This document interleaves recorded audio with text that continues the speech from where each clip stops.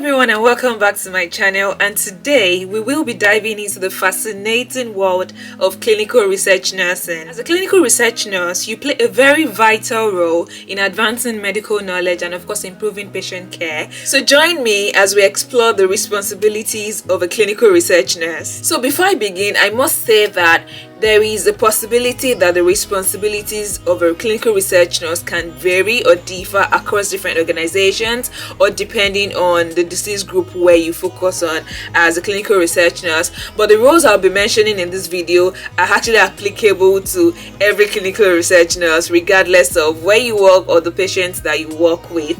So let's get right into the video.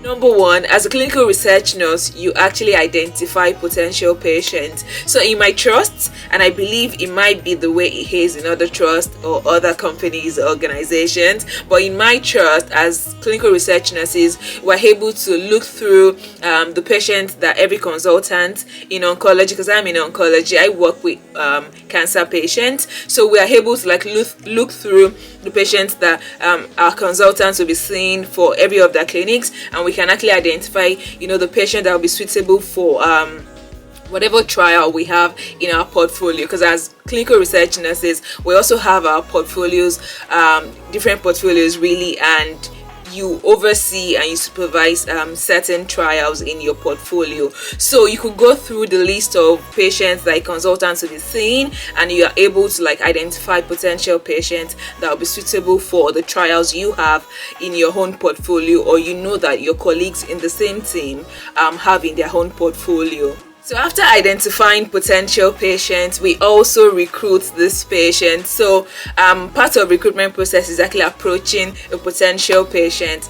And this is also something we do if we, after looking through patient history, patient's medical records really, and we know that this patient will be a suitable candidate, we approach the patient and we discuss, what the trial is all about and what will be required if they are interested in joining the trial or participating in the trial. And so we approach them and then we hand them a patient information sheet, which we just call it PIS for short, but it's called a patient information sheet, and every trial has a PIS, which is patient information sheet. And in this PIS, or in this sheet, you'll find the details of the trial.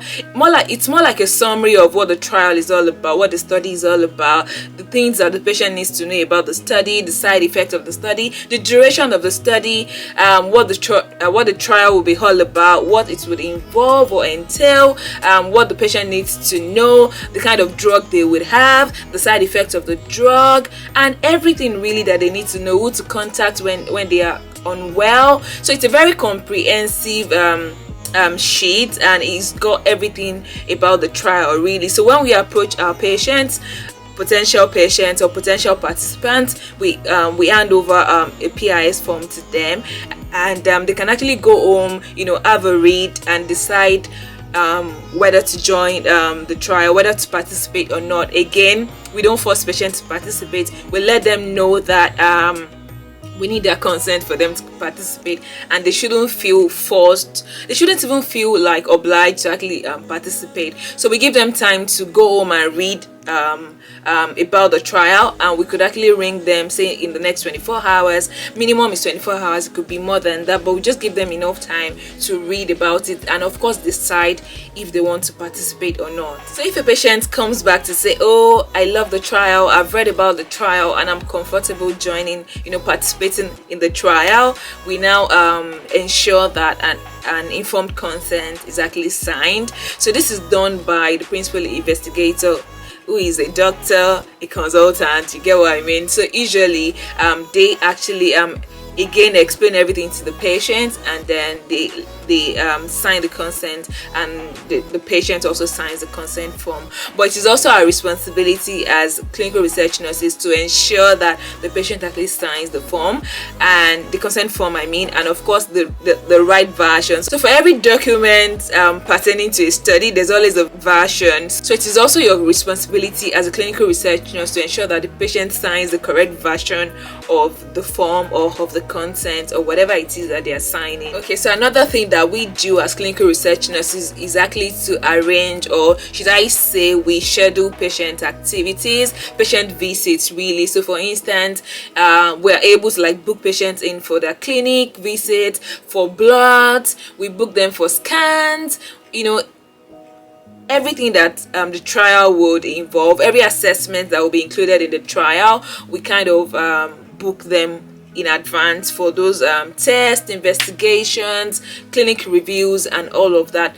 We ensure all that is booked in, and that the date and times of those tests and investigations are also communicated to the patient. So I must say that for every trial there is a protocol, which I call the trial Bible. I must have heard that from someone, but again, so the protocol is like a Bible for every trial that you must abide by. So you must abide by every word in that protocol. So the protocol pretty much sets out what should be done in a trial, the timelines, the duration, the schedule of activities, and everything you can actually imagine.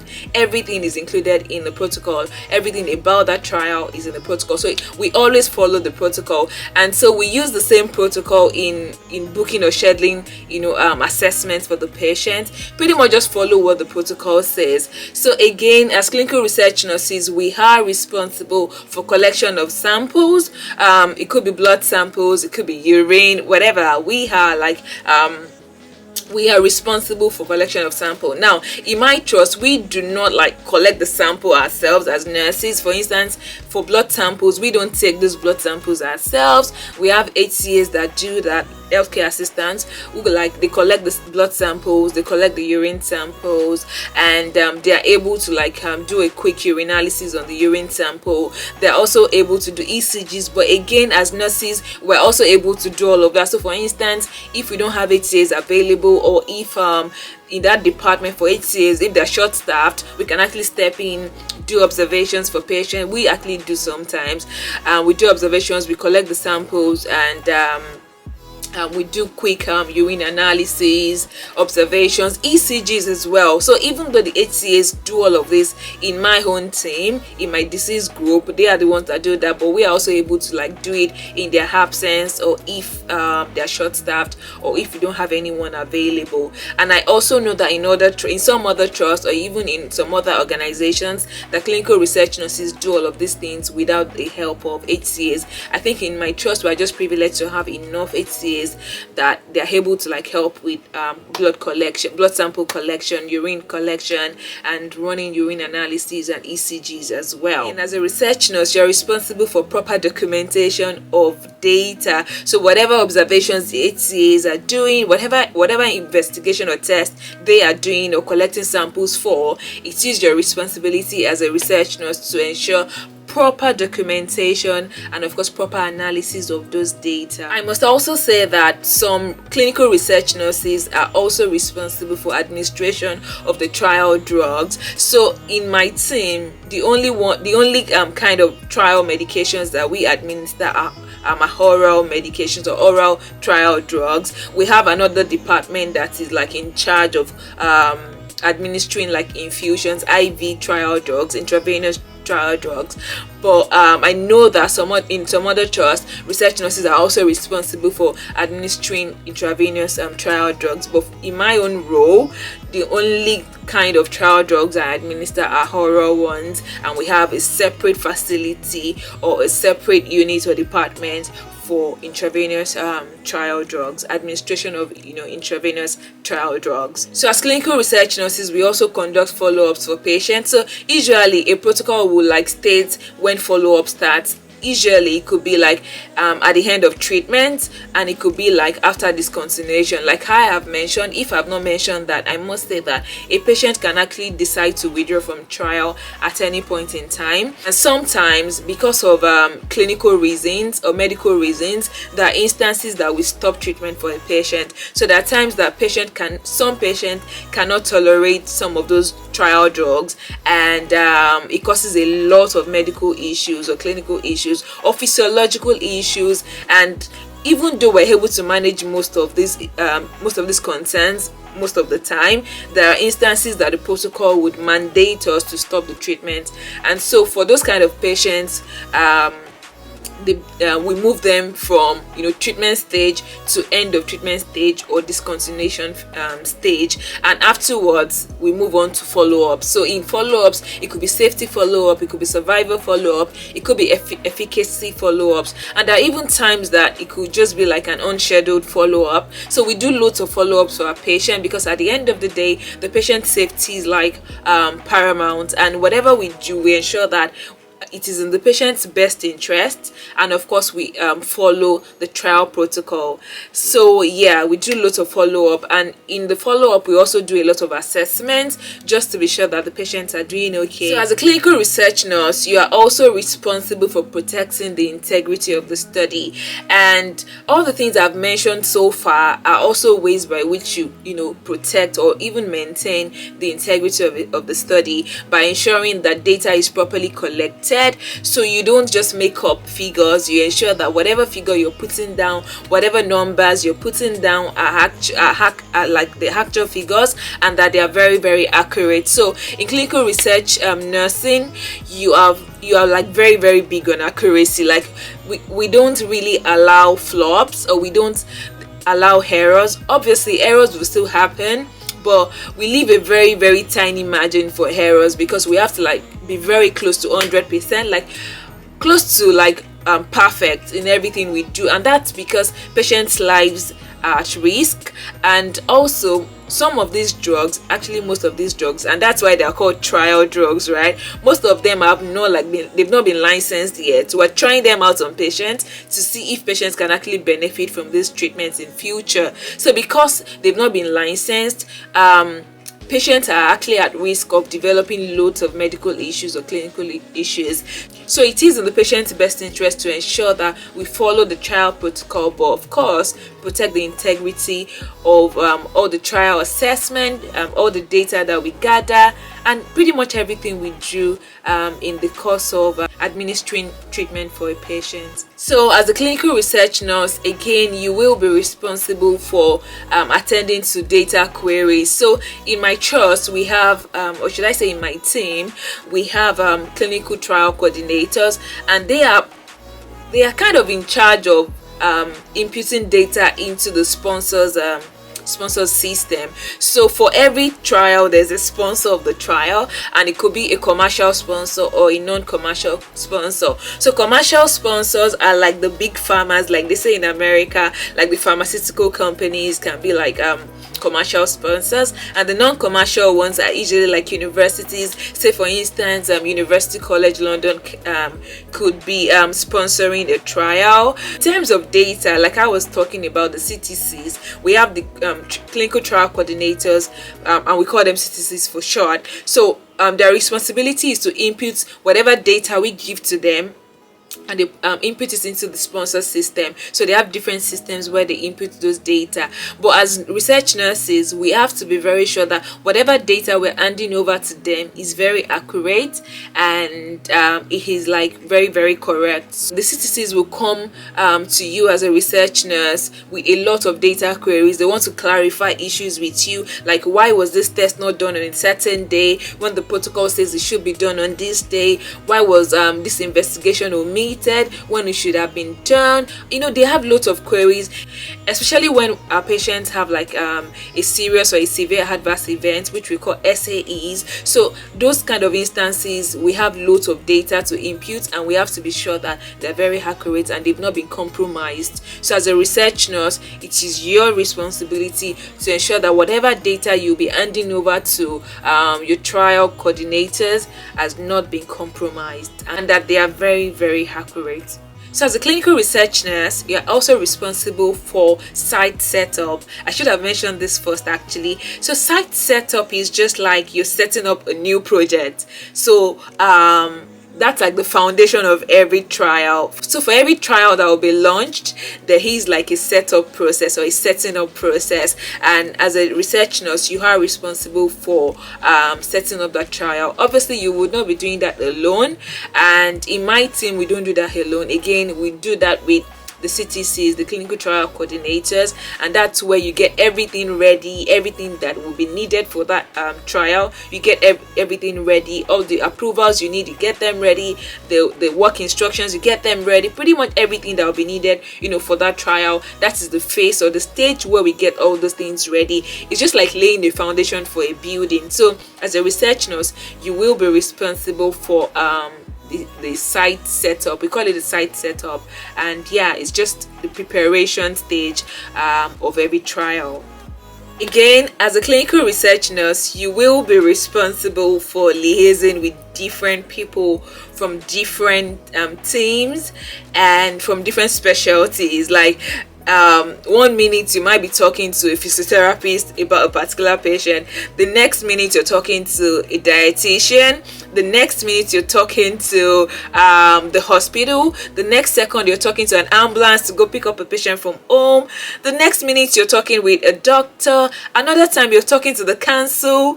Like, it is a very, very dynamic role, so you will be required to discuss with several people. Like, it is more like a multidisciplinary team approach, for everything we do in clinical research nursing. So again, you have to be very big on your communication skills, because you will be communicating with different sides. There are times we need information from the accident and emergency department where a patient has been, like, say, a day before. So you just have to be ready to communicate with different people, different specialties. Sometimes you're talking to surgeons, sometimes you're ringing theaters to book a patient for a gastroscopy. Like, it is just like I've said, it is very, very dynamic, and you talk to different people in the space of like an hour. You could talk to different specialists, and so that's also something I really, really love about clinical research nursing, how you're liaising with different people, all for the sake of your patient. So lastly, as a clinical research nurse,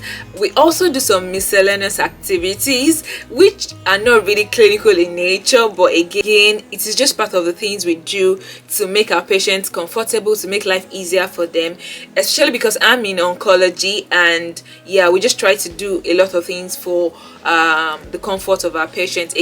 So for instance, we book taxis for our patients, and this is just to ensure that they get to the hospital on time for their clinic visits, for their appointments, for their scans, for whatever investigations they have to do. Some of them require taxis or transport. Some are able to come on their own with their own transport, but we can always refund. So for most of these trials, the commercial ones especially, they provide refunds for patients, transportation, and even feeding whilst they're undergoing trials. Not like feeding when they're home, feeding when they come to the hospital. For instance, if they've come for a clinic appointment, or if they've come for a scan, they could buy a cup of tea, they could buy biscuits. So a lot of these commercial trials are able to refund them for whatever they've spent in the hospital whilst they've come for clinics or investigations and all of that. So again, we also are in charge of all of that, ensuring that the amount spent by the patient during these visits is refunded. And again, for patients that do not even have their own transport, we book them taxis and all of that. So I know I may not be able to mention all the responsibilities of a clinical research nurse, but I want to believe that the few ones I've mentioned will help you to decide whether or not you want to become a clinical research nurse. So you can actually work in different settings. One is the NHS. I work in the NHS, but again, you're not limited to only the NHS. Some research nurses work with private organizations or private companies. Some work with pharmaceutical companies. So you may also want to look out for pharmaceutical companies. They're always in search of clinical research nurses. I see them online every time. I wish I could call out some names because I see them on LinkedIn a lot. So if you're looking forward to a clinical research nurse role, you may want to also look out for pharmaceutical companies because they employ research nurses as well. Government agencies to employ certain research agencies. For instance, in the UK we have the NIHR, which is the National Institute for Health and Care Research. So there are certain research agencies, government agencies that actually recruit clinical research nurses as well. Again, some universities also employ research nurses, especially the universities that actually sponsor studies, that sponsor clinical trials. A lot of them also employ research nurses, so you may want to look out for universities that employ research nurses. Now to the skills you need to be an excellent research nurse. So you may be wondering, are there any special skills required of a clinical research nurse? So first of all, you have to be a registered nurse to be a clinical research nurse. So there are no two ways about that. To become a research nurse, you have to be first of all a registered nurse. So I feel like that's like the first thing. Now about the skills, for me, I believe strongly that you need to have communication skills, because you will be communicating a lot with different people and even the patients and their relatives. So you must have a very strong communication skill. You must be able to communicate obviously in English, and and also you must be able to use certain softwares, Microsoft especially. And communication is just very key in clinical research nursing. We communicate a lot via emails, we do a lot of Teams meetings, Zoom meetings, and of course face-to-face as well. Telephone calls, we do lots of telephone calls, we make a lot of calls. I feel like communication skill is like the most important. Another skill you need to be an excellent clinical research nurse will be like an organizational skill, and that's because you have to be really organized. It can be very overwhelming being a clinical research nurse. Like I've mentioned earlier in the video, 1 minute you're talking to a patient or a patient's relative, the next second you're talking to maybe a taxi company to pick up the patient, the next minute you're talking to the ambulance department, the next second you're talking to a doctor, the next second you're talking to a dietitian, the next second you're talking to the council, the local council where the patient lives. So what I'm saying in essence is you really have to be really organized, because if you're not organized, it can feel very daunting and even overwhelming. So organizational skills, you just need that skill. You need the organizational skill to be efficient as a clinical research nurse. The next skill is time management. You really need to work on your time management skill if you want to become a clinical research nurse, and it is for the same reason, and that's because you have so many things to do within a limited time frame. So you really have to know how to manage your time properly, because your time will be divided across different areas. So you really need to be able to manage your time wisely. The last one I think you need to work on is actually your attention to detail, and that's because in my little experience as a clinical research nurse, I've only been a research nurse for about 9 months now. In my little experience, I've realized that it is very easy to miss information, or to miss out on certain information if you do not pay a lot of attention to detail. So I want to believe that if you want to be a great clinical research nurse, you have to pay a lot of attention to detail. You should also be able to work as a team, work with people in a team, and achieve a common goal. So this will be the end of this video, but again, this is going to be like a series where I'll be talking about everything about clinical research nurses, and that's because I've gotten lots of questions since I uploaded the video talking about how I got the clinical research nurse job. A lot of people have been in my DM asking about the role, obviously, and that's what this video is all about. But not just that, the perks of being a research nurse, like the advantages and of course the disadvantages, or the pros and cons and all of that. So there will be more videos to come about clinical research nursing, and in between all of that, obviously you still have my regular vlogs and everything interesting really. So if you're yet to subscribe, why have you not subscribed? So please subscribe to my channel, smash the notification bell just so you know whenever I put up videos on this channel. You want to also send this video to your loved ones, to your nurse friends, nurse sister, your spouses who are nurses, husbands who are nurses. Let them know about the clinical research nurse role, because I know a lot of people do not really know about this role or about the specialty. So let them know. If you know anyone who wants to leave the bedside as a nurse, let them know. Send this video to them, and that's all I need from you, right? So thank you so much for watching, and I will see you in my next video. Bye.